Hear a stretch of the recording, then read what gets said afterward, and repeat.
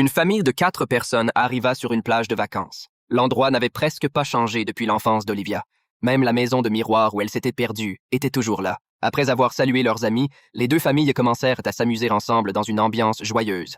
Le mari d'Olivia se vantait d'avoir récemment acheté une voiture de luxe, tandis que leur ami parlait de son nouveau bateau à moteur. Olivia, cependant, restait distraite. Les mauvais souvenirs de son enfance dans cet endroit l'amenaient à surveiller attentivement les enfants, craignant qu'ils ne s'égarent. Heureusement, les enfants obéissaient et restaient près des adultes. Soudain, un frisbee vola et atterrit précisément sur une tache du tapis où ils étaient assis. Olivia, stupéfaite, trouva cette coïncidence troublante. Pendant ce temps, son fils, sortant des toilettes, aperçut une silhouette immobile, de dos.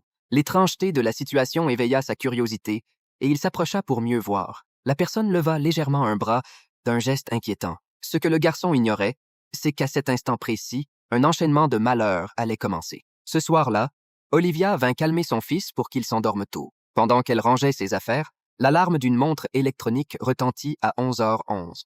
D'abord, elle n'y prêta pas attention, mais en tombant sur un dessin de son fils, elle resta figée. Il avait dessiné l'étrange personne qu'il avait vue plus tôt dans la journée, et la posture de celle-ci lui semblait étrangement familière. Ces coïncidences troublantes intensifièrent le pressentiment d'Olivia. Elle décida alors de raconter à son mari l'histoire de sa disparition durant son enfance et insista pour qu'il quitte immédiatement les lieux le lendemain matin. À peine avait-elle terminé de parler que toutes les lumières de la maison s'éteignirent brusquement. À travers les fenêtres, ils virent 4 silhouettes étranges à l'extérieur. Ces individus, vêtus d'un uniforme rouge, se tenaient de la main en fixant la maison comme des pantins. La scène terrifiante plongea tout le monde dans la panique. Olivia appela la police, tandis que son mari, armé d'une batte de baseball, sortit pour les interpeller. Mais à cet instant, les intrus se mirent soudain à courir en direction de la maison.